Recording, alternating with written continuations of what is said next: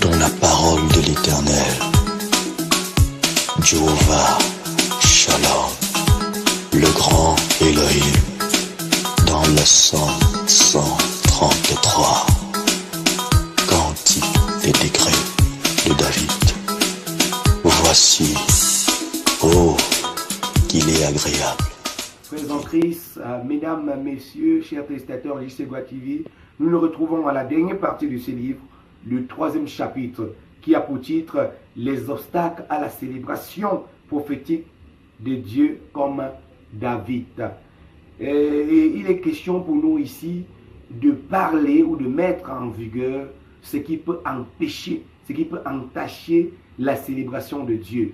Et l'auteur de ce livre a précisé en 2 parties, c'est-à-dire il a trouvé 2 obstacles qui peuvent nous empêcher de célébrer prophétiquement le Dieu de David comme David. Il y a le conformisme religieux et l'orgueil. En ce qui concerne le conformisme religieux, nous devons lire pour mieux comprendre le livre de 2 Samuel 6, le verset 16. Il est écrit: ouvre grand tes oreilles, bien-aimés. Comme l'arche de l'Éternel entrait dans la cité de David, Mika, fille de Saül, regardait par la fenêtre et, voyant le roi David sauter et danser devant l'Éternel, elle le méprisa dans son cœur. La fenêtre, le regard par la fenêtre de Mika, également ici, définir la limitation. Et pour un plan spirituel, vous allez comprendre que c'est une limitation. Ceux-là qui se limitent, ceux-là qui n'arrivent pas à se laisser emporter par ce qui est bien, ceux-là qui ont un regard charnel et non un regard spirituel. La fenêtre ici présente un blocus. Par exemple, nous allons voir dans le cadre des pharisiens qui trouvaient que Jésus-Christ était un blasphémateur. Là, ils manifestaient toujours le conformisme religieux. Et pour eux, c'était incompréhensible que quelqu'un comme Jésus-Christ qui se dit qu'il est de Dieu et qui va ordonner qu'on saute, qu'on danse, qu'on crie. Et ceux qui posent cette action de limitation croient toujours bien faire. Oui, parce que Mika derrière la fenêtre croyait bien faire en disant que regardez ce qu'un grand roi peut faire. De la même manière que les pharisiens croyaient bien faire quand ils voulaient s'opposer ou s'opposaient à l'évangile de Jésus-Christ, qui est cet évangile qui nous a sortis du royaume des ténèbres vers le royaume de la lumière. Alors, bien-aimés, mesdames, mesdemoiselles, messieurs, chers frères en Christ, ne te mets pas derrière cette fenêtre charnelle pour juger. Tu ferais mieux d'être possédé par l'esprit de la grandeur, par l'esprit de la soumission, par l'esprit de la louange et de l'adoration au Seigneur Jésus-Christ de Nazareth, au lieu de te limiter et faire part du conformisme religieux.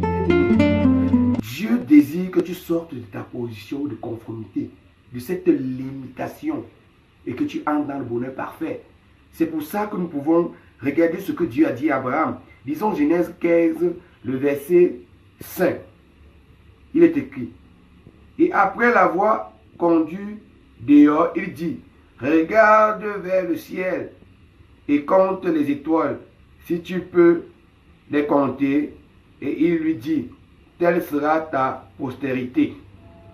Bien-aimé, Dieu pouvait dire à Abraham de rester dans sa tente, de rester dans sa maison. Mais ici, Dieu l'a demandé, l'a exhorté de sortir de sa tente, qui représente ici de sortir de ta position de conformité religieuse, afin d'expérimenter ce qui dégage de la portion prophétique. C'est ça que Dieu parlait. Dieu pouvait dire reste, mais Dieu a dit pas. L'action de quitter, l'action de sortir de sa position négative, du conformisme, de cette raison cartésienne.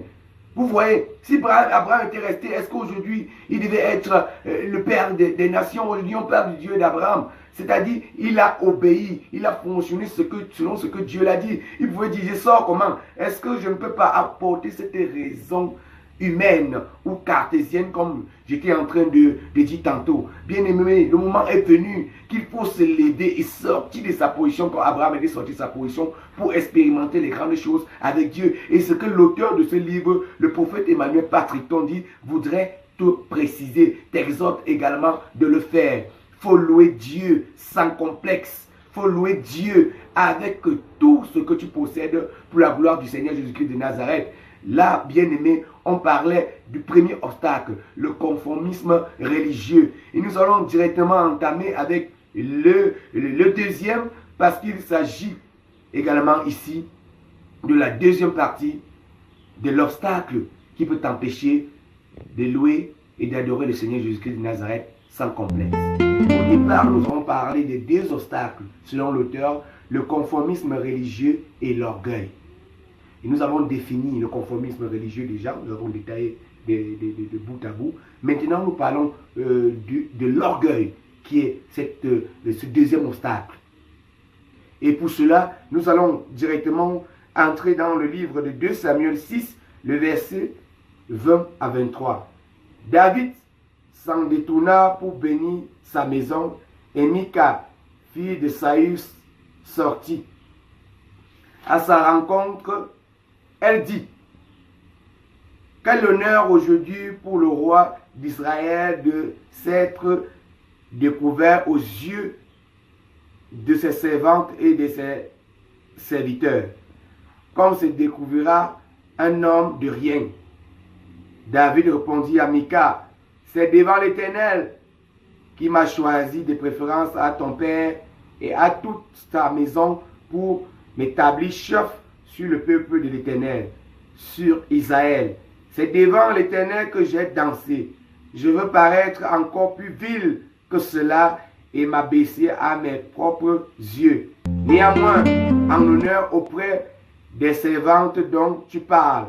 Or, Mika, fille de Saül, n'eut point d'enfant jusqu'au jour de sa mort.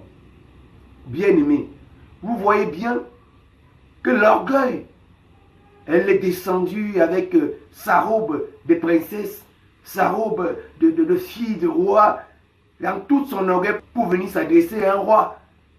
Elle lui dit au roi: tu t'es perverti, tu t'es pavané devant tes servants, devant le serviteur. Mais grâce à Dieu Seigneur Jésus-Christ, car David l'a répondu. Et la Bible nous précise que Mika, fille de Saül, jusqu'à sa mort, n'a pas eu d'enfant. En d'autres mots, son nom n'a été mentionné nulle part. Elle n'a pas eu de descendance. Par contre, David, qui était vidé de tout son orgueil, qui est descendu plus bas à ses yeux, qui a fait ce qui était bon aux yeux de l'Éternel. C'est pourquoi vous allez voir mentionner quelque part, David c'est l'homme selon le cœur de Dieu, parce qu'il fait ce qui est d'abord à Dieu.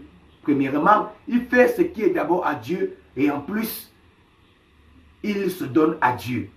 Bien-aimés, combien d'entre nous voudront s'accrocher à leur qualité, à leur position, dire non, je suis un roi, je suis quand même dans la grande cour, il y a des invités, il y a mes ministres, il y a les servantes, je danse quoi? Le comportement, encore le comportement, et jusqu'à là il y a l'orgueil, et l'orgueil et le conformisme religieux marchent ensemble. Je voudrais donc te dire, arrête d'être orgueilleux, rabaisse-toi, sois un instrument à part entière pour l'Éternel, et tu verras, des bonnes choses se passeront dans ta vie.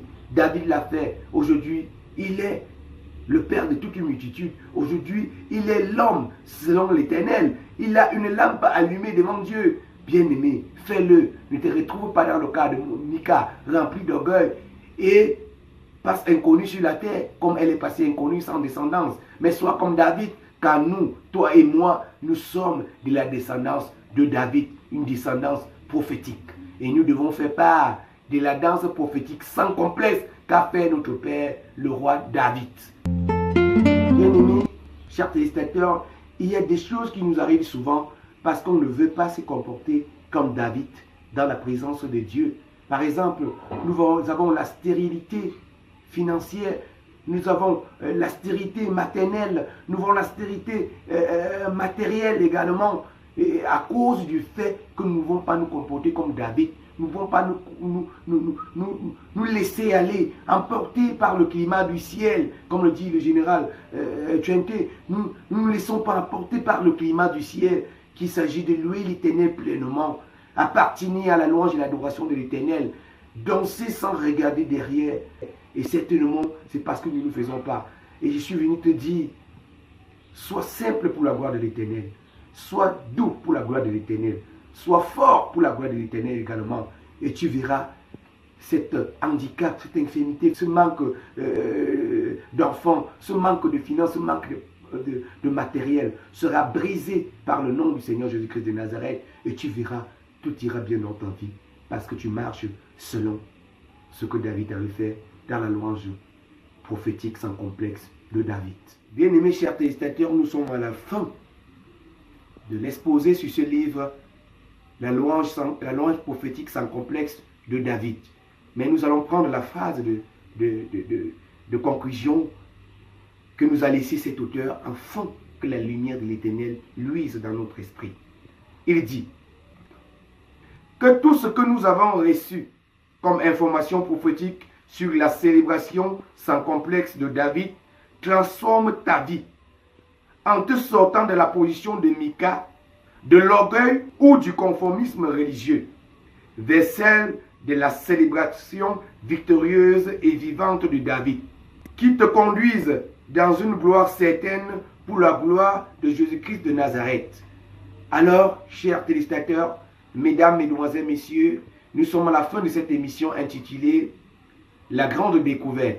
Et aujourd'hui, on parlait du livre « La louange prophétique sans complexe de David ».